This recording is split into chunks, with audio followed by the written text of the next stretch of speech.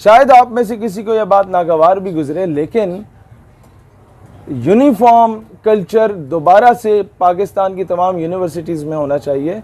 उसकी वजह यह है कि मैं जहाँ से पढ़ा, army public college of management and sciences, UT Taxila से इसकी एफिलिएशन थी। वहाँ पर उस दौर में, हमारे वक्त में, आज से 2 साल पहले, यूनिफॉर्म सब बच्चों पे और बच्चियों पे लाजिम थी। तो होता क्या था कि एक ही किस्म का लिबास होता था जो सारे पहन के आते थे, और उसने कई बच्चों का भरम रखा हुआ था। ये समझ रहे हैं आप? बच्चों से ज़्यादा, खासकर हमारी जो बहनें यूनिवर्सिटीज़ में पढ़ती हैं, जब वो हर दूसरे दिन नया लिबास पहन के नहीं जाती ना कोई खातून, तो बाकी ख़वातीन उनके साथ बैठने को तैयार नहीं होती। अच्छा, तुमने तो कल भी यही कपड़े पहने हुए थे, आज भी यही पहन के आ गई। लोग हकारत की निगाह से देखना शुरू हो जाते हैं। ये ख़वातीन जिस माँ ने, वो हिटलर मरहूम फरमाते थे, give me a good mother and I will give you a good generation, वो माँ की तरबियत कैसी होगी जब वो जाके तालीम हासिल नहीं कर पाएगी? वो एहसास कमतरी का शिकार हो जाएगी। लिहाजा यूनिफॉर्म एक ही हो, कई लोगों का भरम रहता है, और हर किस्म की फहाशी से आप बच सकते हैं।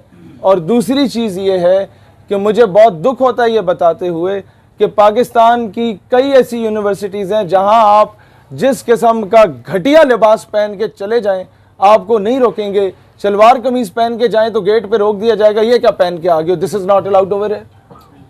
भाई इकबाल रहमतुल्लाह अलैह बार बार यही चीख के कहते थे कि यूरोप की गुलामी पे रजामंद हुआ तू, मुझको गिला तुझसे है, यूरोप से नहीं है। जब तक आप ये सीवी लेके अपना, मैंने बीएससी यहाँ से की, एमएससी यहाँ से की, मैट्रिक यहाँ से की, और मैं जनाब आपका नौकर बनना चाहता हूँ साहब, जब तक आप ये नहीं कहते कोई आपको नौकरी पे रखता है। और फिर भी वो सोचता है हाँ जी नंबर कितने थे, ये आता है वो आता है। फिर जब गुलामी के तकाजे पूरे करते हो तो 12-14 हज़ार की नौकरी पे रखा जाता है इंजीनियरिंग के बाद। इसी तरह जब आप पिंड के चौधरी के पास जाओगे, जनाब मुझे दाने दो, मैं आपके खेतों में हल चलाऊंगा, उसके बगैर वैसे तो नहीं देगा जब तक आप खुद नहीं जाएंगे। जबरदस्ती तो गुलाम कोई नहीं बनाता ना। तो जब तक डॉलर के एवज बेटियां नहीं बेचोगे, तब तक वो भी आपको गुलामी का सर्टिफिकेट नहीं देंगे। आज आपको पता है, कल एक ये आपके 17 या 18 साल पूरे हो चुके हैं डॉक्टर आफिया सिद्दीकी को अमरीकी कैद में, और क्या हम लोग जश्न आज़ादी मना रहे होते हैं बाइकों के सिलेंसर निकाल के, हम लोग यौम दिफा बना रहे होते हैं, जनाब हमने ये कर दिया वो कर दिया, कौम की बेटी बाहर है जनाब। किस मुंह से यौम दिफा मनाएंगे?